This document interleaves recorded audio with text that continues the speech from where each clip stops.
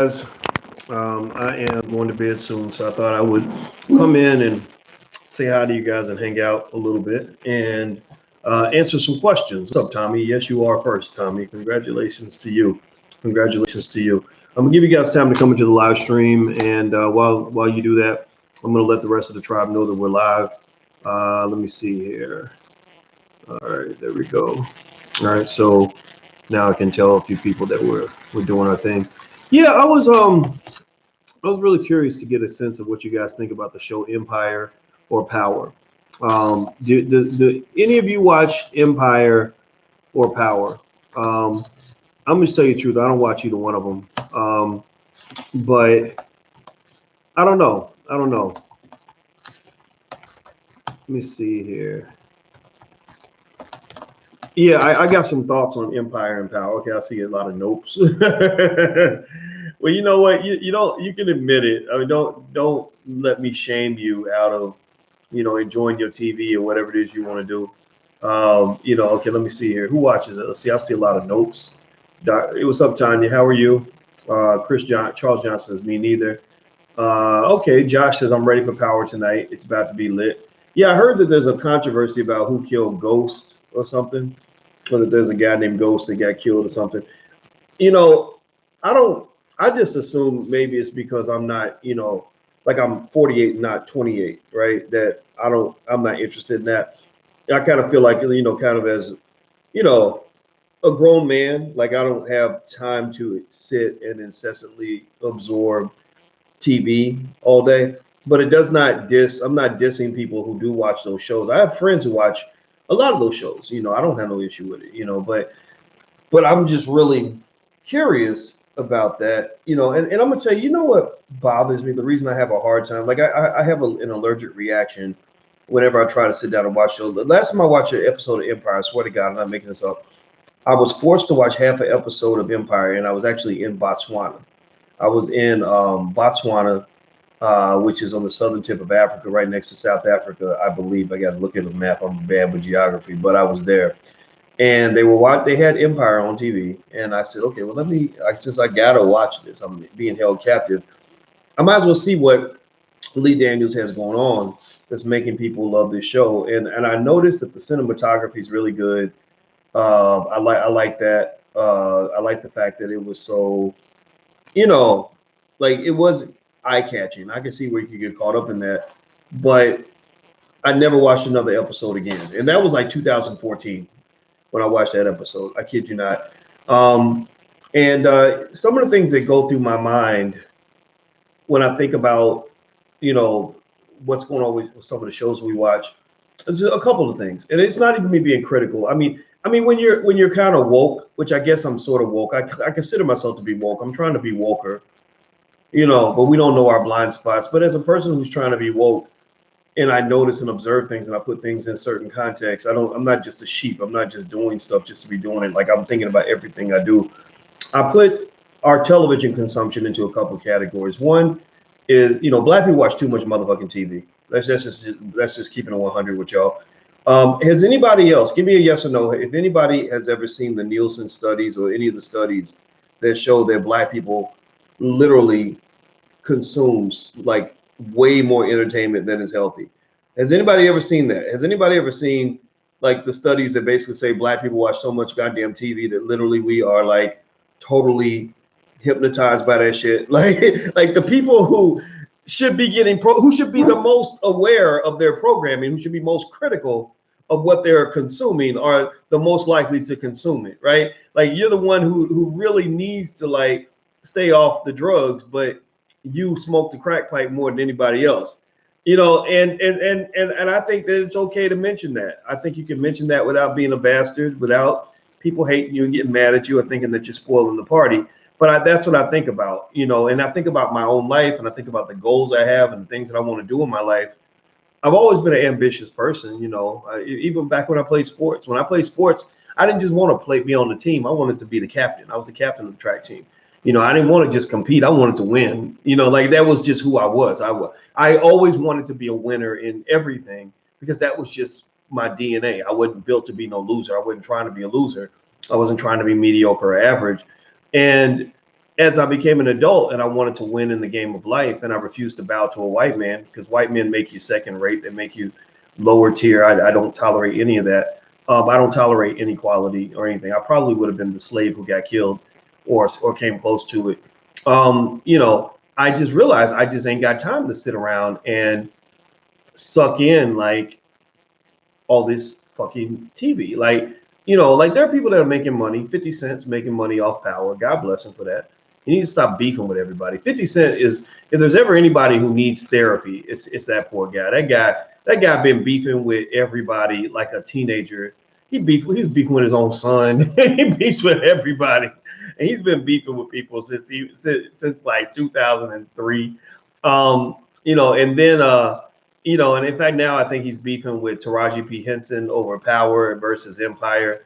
I guess he feels that they stole his marketing strategy or something, which, come on, I mean, y'all got the same goddamn motherfucking show. Like, you're in the same genre. Like, I'm not trying to say, no, don't get me wrong, I'm not trying to say that 50 Cent's show is exactly like Empire, but it is a lot like Empire. Like, there's some white man with a fucking, clipboard and a calculator who's basically doing PowerPoint presentations for other white people, saying, well, over here in the urban hip hop Negro, the urban genre, which urban is dog whistle term for black people, right? In the urban genre, we've got two shows. We've got Power, and then we could acquire Empire, because Empire and Power are the same show. Or we've got Power, and it's going to compete with Empire. Like you're in the same box. Whether you think you're different, you're not different. Y'all all look alike to your bosses. I mean, that's what I really do believe. I think 50 Cent is a genius. Somebody said he's a genius. Absolutely, he's a genius. But I wouldn't call him a mature genius per se. But then again, I'm not trying to hate on it. I don't think, and then maybe for some people they feel like that marketing and that controversy and that Twitter stuff, Twitter trolling. I think he was trolling one of his own actresses or something. I mean, people will say, "Oh, that sells. That's good." Yeah, but all money ain't good money. Fuck, like you can't just do anything that's going to make you some money. I mean, seriously, you could whore out your own daughter and make more money. I'm sure you could increase your income by making your daughter a prostitute, but you don't make your daughter into a hooker and then say, well, I'm a genius because I'm getting paid. Like that's one problem black people have, is that you really think getting paid matters more than anything. And I'm not trying to say that, that there aren't some, smart moves being made, but smart ain't always ethical, and I think that we got to know the difference between smart and ethical. Could you hit the thumbs up button? If you haven't hit the thumbs up button, please hit the thumbs up button. So 50 Cent is I guess his show Power is beefing with Empire. I never liked Empire. I haven't said much about Power because I don't know much about the show or the producers or anything like that. Empire, I know a lot about Lee Daniels because I read his whole bio, because I wanted to study him, because he has such an outsized influence on black people. Like, basically that's what they do. They'll pick black people, the powers that be, white folks who have money will pick black people to market to other black people. So they will give a lot of influential power to people that shouldn't have that influential power.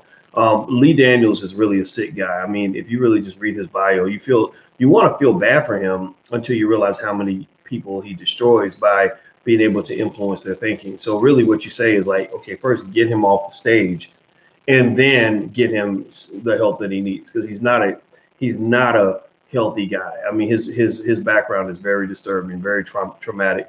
And when people have a traumatized background, they tend to have a worldview that's a little bit distorted. Like if you grow up and since you were a baby, you were having sex with your dad, then you might think that that's normal. You might think that something that is abnormal is actually normal, or something that's normal is abnormal, right? So that's the reason why you don't want the worst of us having the most influence on the rest of us, because then what happens is that mental illness becomes infectious, like a cancer, or not. Well, cancer isn't infectious, like a virus. How about that? Cancer you can't give somebody cancer. Anyway. So I was looking through Atlanta Black Star, which I really like. Atlanta Black Star. They're one of the black news outlets that get it right. I respect them a lot. And so I'm reading here, and I just like to read the little stories that are going on in the world. And I see with small town Wisconsin school ignores numerous complaints by black teen of racist sexual abuse, and now she's filing a lawsuit. When I see stories like that, I really, it really starts making me wonder, like, why we as Black people are so insistent upon handing our children over to white people to educate them. Why we don't have the confidence to think that we can educate our own kids. Like, we really believe that white people have to do this job. And then you wonder why your kids come out so screwed up and traumatized and mistreated and abused. I mean, there are cultures and communities out there where they're like, no, there's no way I'm going to do that. Who was Nomalanga Mushali Moses did that. Nomalanga Mushali Moses actually teaches parents how she took her kids out of school. Like, she's from Africa. She didn't play that shit. She said, no, you're not going to do that to my kids. She took them out. She said, I'll figure it out. I'll figure out how to homeschool them. I'm smarter than the teachers anyway. So she figured it out. Now her kids are homeschooled and they're doing extremely well. So did you hear about Europeans buying poor children in Gambia to molest? Yeah, I've heard about Gambia, Ethiopia. Ethiopia just passed a law saying that they will not allow you to adopt kids if you live in another country. Like, you can't come there and adopt their kids. And I think that's good because you got some sick people out here that are doing terrible things to the children. And my heart just goes out for kids that just don't have parents, man. That just breaks my heart when I think about that. I cry inside for those poor little children because I imagine what my life would have been like if I had no parents, and that's one of the things. I have several god kids, and people don't understand it. Like, people wonder why, like, they're like, oh, well, it's not like they're your real kids. And I'm like, no, these are my real kids. Like, I chose to make a commitment to these children. And I don't understand why you don't understand that, where people only understand biological connections. And I don't agree with that. I think that if you're a child, I mean, the worst imaginable feeling in the world has to be that you're growing up and you're just a kid. Like, you're really just like, you're thinking that that the adults around you are going to take care of you. You're trusting them, and I can't imagine being stuck with somebody that's molesting you or doing something terrible to you. And you're too little to even know what's going on or to defend yourself. My heart just goes out for that, man. I mean, if there's anything that makes me want to hurt somebody, it's when I hear about stories like that. But then, even then, though, you go deeper. If you go deeper into it, though, you realize that most people that do things like that, they themselves have been through some terrible experiences. So you kind of feel bad for them in the sense that, like, I've seen people that, maybe people either that basically they have some sort of sexual perversion or something. And even they hate themselves a lot of times. Even they a lot of times don't want to be like that, right? And so, so I don't know. So I think that dark road of empathy, or that rabbit hole of empathy, can take you down to the point where you realize hurt people hurt people. So when before you just get mad at the person who hurt another person, you also have to realize that person was probably hurt too. So the ability to try to empathize with some of that, I think, is necessary to obtain understanding. I did read this other story on the Atlanta Black Star that says high credit scores are still not enough for Black businesses to secure loans.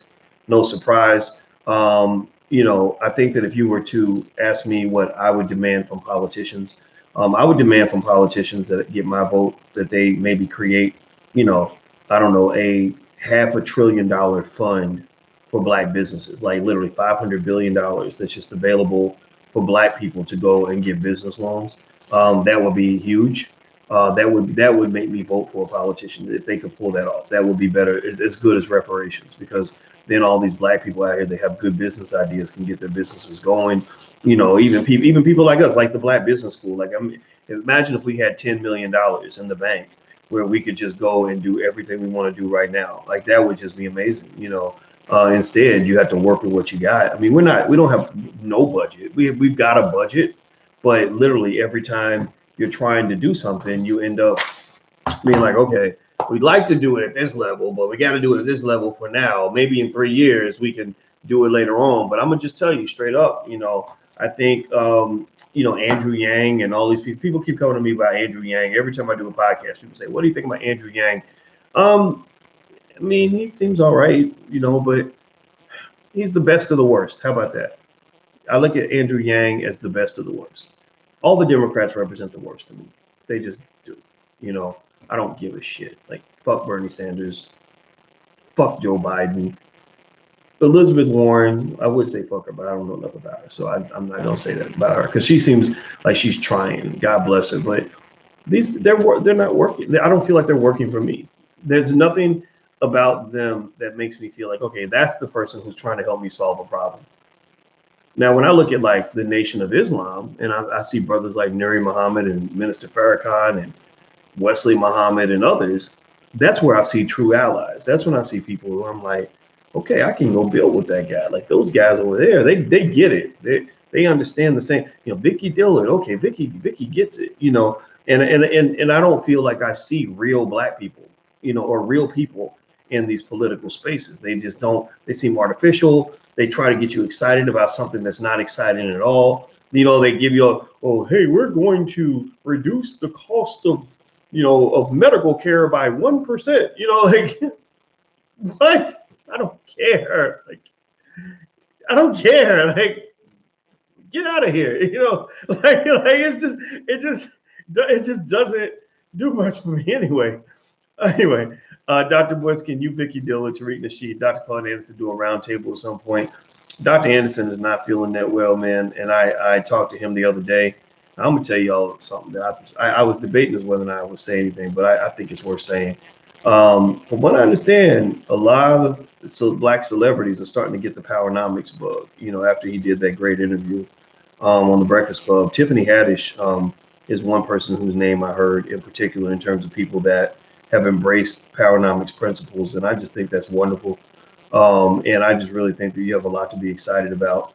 When I heard that, when Dr. Anderson himself told me about that, it really made me feel like we did it. You know, like I really feel like we've achieved certain critical masses that would have seemed impossible a decade ago as it pertains to really shifting the mindset of the black community as it pertains to wealth and economic power. You know, I spent a lot of time, thousands of hours, just literally trying to figure out how do I get black people to really give a shit about money, wealth, investing, and finances. I just thought about it. I was like, okay, do I have to be like twerking while I do it? Do I got to put it on World Star Hip Hop?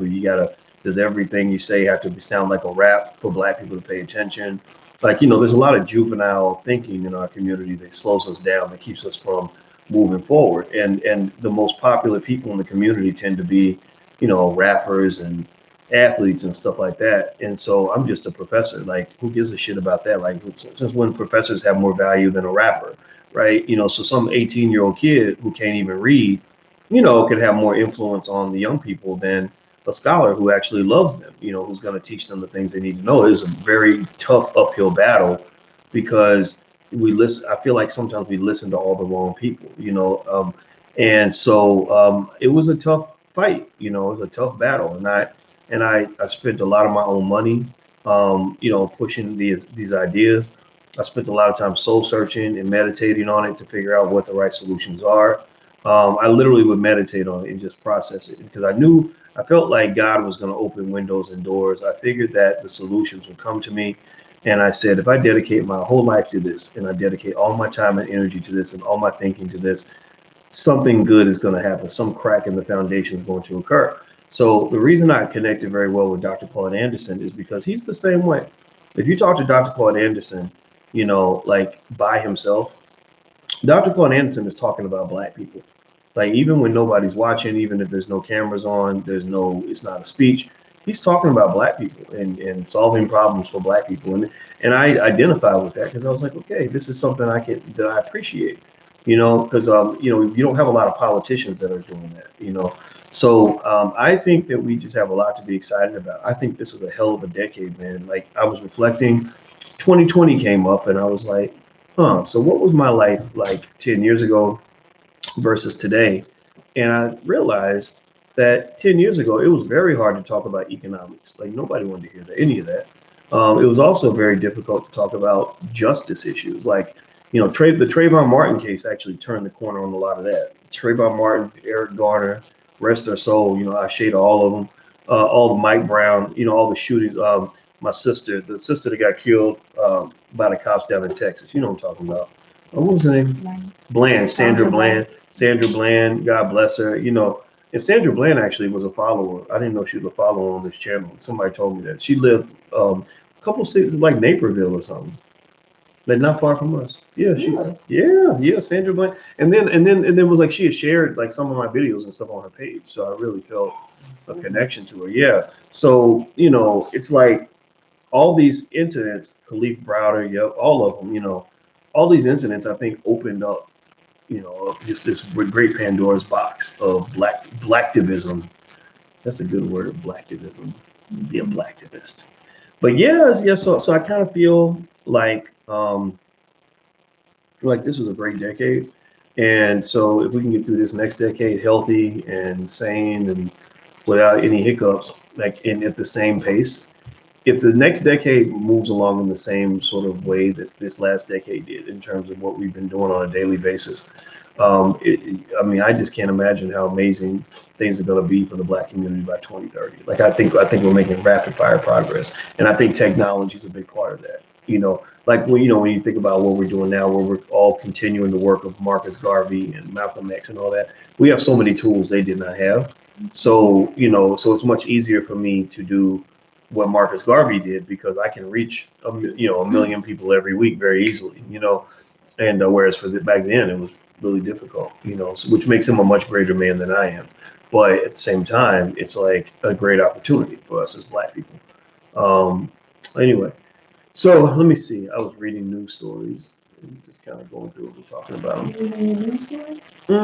Yeah, just going through. There's a story about a white woman who promptly lost her job after threatening to kill Black people in an unhinged rant at CVS, and she escaped criminal charges.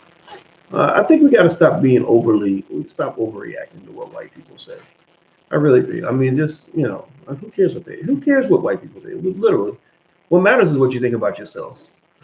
Ain't nothing a white person's gonna be able to say to me. It's gonna cause me to ruin my life and go to jail. Words.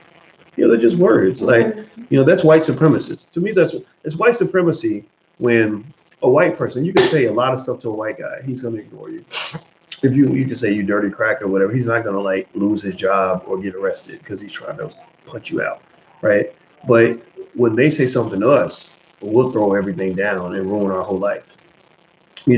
Like that lady at the Popeyes who said something to the guy, and the guy went outside and picked her up and slammed her on the ground. Yeah, well, the thing was that he's going to prison. If he's got kids at home, his kids will not have a father now. He goes to prison. People get raped in prison. Bad things happen in prison. It's a nightmare. And I just think it's kind of like, why would you do that? Why would you put yourself in a situation like that because of something somebody said to you? Just some stupid, ignorant, toothless hillbilly, white trash lady. You might have been triggered, but I think we give ourselves a license. We say, well, we believe that if if you call us a name, that's a license to kill. Sometimes when you're triggered, you don't even realize. I just got triggered and I lost it. I can see that, but you got to have some discipline. I mean, you gotta watch that Hernandez. Yeah, I'll do want to watch it. Yeah, Aaron Hernandez. You know Aaron Hernandez? Yeah, Aaron Hernandez played for the Patriots, and now that dude, I think he had CTE. A lot of these NFL players, they got brain damage. That's why they act out. Him, Antonio Brown. Every year there's like a couple of them that just kind of go crazy. When you're done, I'm gonna go back and go to bed. But when you're Give me a second. Okay, I'm on right we'll watch it. Let's watch it. Okay, good. Okay. All right. Josh, what's his face that played for the Patriots also? There's a lot of these guys have brain damage. So how do you feel about the MLK March? I don't even know anything about an MLK March. Are you talking about the one that's being held by the ADOS movement, which was very surprising to me? I didn't think I thought they were. I knew Yvette pretty well, and I thought Yvette was beyond marches and stuff, but maybe that's their thing now. I don't know. I don't. I'm not gonna be there. Josh Gordon, that's his name. Carry around some small bottles of poon juice. Pass around to people who are in need. White coaches just be chilling, collecting the bank. Yeah. Like I'm not. I would if I had a son. I wouldn't let my son play football. Do you respect Dr. Dyson's vision? I don't know which vision it is, but I might critique Michael, but I'll never critique him too much because Michael Eric Dyson was one of the people that inspired me to do what I do today. So I believe in showing respect to your elders and the people that cleared the path for you. So I have respect for Dyson. We don't see eye to eye though. He's in that white liberal allies. I think it's bullshit. Honestly, I'm not a fan of it. But I'm not. But I like him. He's never been mean to me. I didn't like the fact that he was being mean to Cornell West, and that kind of broke my heart. And I picked sides in that, and maybe I shouldn't have done that because I think that hurt him, you know. But I can't take back what I said. You should get your son into playing soccer. Absolutely, he does play soccer. Well, my stepson. Who would you say was the coon of the decade? Coon of the decade. I don't know. Let me go to my coonometer. We're taking nominations for coon of the decade. How about this? How about we give out the Butter Biscuit Award to the coon of the decade? So any nominations? Yes, I'm gonna nominate. I'm gonna throw some names out here. We got Charles Barkley. Let's see. That sheriff. Okay, somebody say Kevin Hart. I don't think he's a coon of the decade. I'm not. I will not accept your nomination, sir. Any other nomination? Oh, Roland. Nah, Roland's not a coon. Roland's just a diva. He's a little bitchy diva. Oprah. That's a good one. Oprah. Lonnie Love. I don't think Lonnie Love's recent behavior justifies a nomination for Coon of the Decade. Coon of the Decade is kind of a reflection of consistent coonery at very high standards, high levels of coonery, just exceptional coonery over an extended period of time. Okay, Tiffany Haddish. Tiffany Haddish, I found out, is a big fan of Dr. Claude Anderson, so that does give her some cool points with me. So I'm not gonna put her on that list. Jesse Lee Peterson, yes, that man is. He's invited me on his show, and I just said, sir, I refuse to debate you because I think you're a fucking idiot. Stephen A. Smith, you gotta give Steve that nomination. Let's see, Stephen A. Snitch, that's funny. Floyd Mayweather, ooh, that's a good one too. Kanye West, yeah, that's interesting. Tommy Sotomayor. Okay. Tommy Sotomayor, I think that's a good nomination. Cat Williams, nah, we're not gonna put Cat in that category. Ben Carson and Stacey Dash, yeah, shouldn't have got on line with Trump. That was bad. Even Stacey's own cousin Dane called her a coon. He came on my podcast after Stacey Dash said something stupid. Clarence Thomas, now that's a pretty consistent high standard of coonery that's remained strong throughout the years. Steve Harvey. Ooh, the coons are just coming in so fast. Oh, Yvette Carnell. Oh, yeah, let me put that down there. Yeah, she might be the winner. Candace Owens, Kodak Black. Damn, man, my hand's getting tired. Woo, Omarosa. Wow. Okay, Omarosa. Angela Rye. I can't stand Angela. I think she's a bitch, but I don't think she's a coon. How about that? Lee Daniels, and she was, when I met her in person, my Lord, that woman was not a person that I could hang with. Lizzo hasn't been around long enough to be in that category, in my opinion. Let's see, ASAP Rocky, nah. Chris Brown, I wouldn't say so. Future, oh yeah, Future's like a Klansman. Future is killing black people, and we don't even know it because we think his music is dope. Jay-Z, Dame Dash. I wouldn't call Jay-Z a cool. Amanda Seales. Okay. Yvette and Tone. We mentioned Yvette earlier, but I guess you should. If you put Yvette, you got to put Tone in there too. Yeah, they had a good thing going with the ADOS movement. Now that stuff's imploding. So I quit talking about them because they got enough problems with their own membership. They just fighting like a pack of ratchet Negroes over there. Charlemagne the God. Why would you think Charlemagne? Well, I can't put Charlemagne on the list despite some of his antics, because I will just publicly state that Charlemagne is the reason Farrakhan was on the Breakfast Club, Nuri Muhammad, Dr. Claude Anderson, Tariq Nasheed, because I was a part of that process, a lot of it. So somebody said, Tone got the data. Karama Yamara? Who's that? I don't know who that is. Harry's not a coon. The judge in Dallas. Yamara Karama. You mean Yorima Karama? Oh, I don't think Yorima's a coon. No, I wouldn't say that. I mean, but I haven't followed him much, but I wouldn't call him a coon. Let me see. Okay, Tyler Perry. I'm gonna have to give Tyler the nomination. I don't know if I'd give him the award. So you know what? So we're going to I'm gonna speak with we're gonna figure out a way to do a poll, and we're going to allow you guys to vote, and then we will be making an announcement sometime this week. How about that? So I'm gonna figure out a way to put the poll. You know what? I know what I'm gonna do. I'm gonna put it on a MailChimp so that you can vote. So you have a lot of different options listed. And because you can't do a poll on the YouTube channel like that has this many options. But I'm gonna put in a MailChimp link, and I'm gonna put the link on the blog for Dr. Boyce TV. So I'm gonna put the link on the blog at Dr. Boyce TV and Your Black World TV, a couple of the YouTube channels, and you guys can go and vote. And somebody said Barack Obama. Whew, that's heavy too.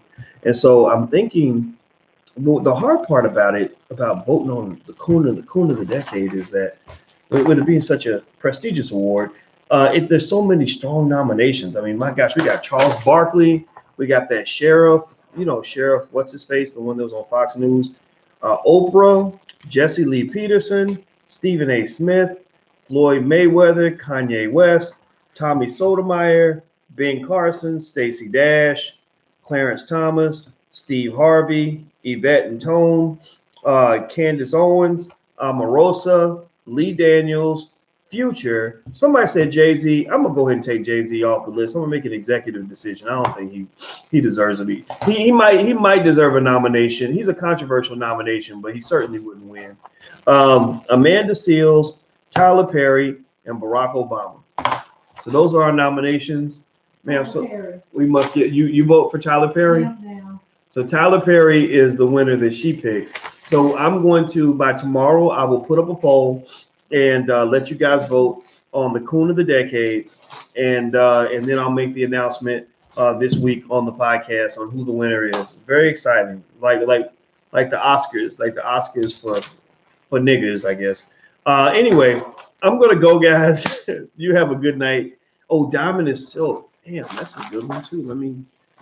Thank you. I didn't. Okay, Diamond and Silk. Whew. Just all the coonery is strong in here. I'm feeling it's like spiritual, like the ghost of coon past is in it. Like I'm feeling the coon spirit. Like I really feel like I should get off this channel because I feel like the coon energy is just too strong. Somebody said Billy Porter. Damn, that's the guy who wears the dresses to the damn white people's events. Like, man, this is exciting. Look at this. Look at the amazing things that Black people can do when we get together and get creative. All right, guys, I'm about to go and eat my Skittles and watch the Aaron Hernandez documentary. It's very, very good. It's on Netflix. I'm not gonna put Joy Reid up there because I think that I'm not gonna give her that nomination. But I hear where you're coming from, though. I don't disagree that I see Lil Wayne being nominated. He's a candidate, but I don't think he would be a strong candidate on this list. So anyway, I'm about to go, guys. You guys have a good night. And join us at blackenough.com. That's our social media platform that we own. It's different from Facebook. So go join Black Enough when you get a chance. And also, we have a lot of good t-shirts like this at wokeblacktees.com. That's wokeblacktees.com. So take care, guys. We'll talk to you soon. Be good. Peace.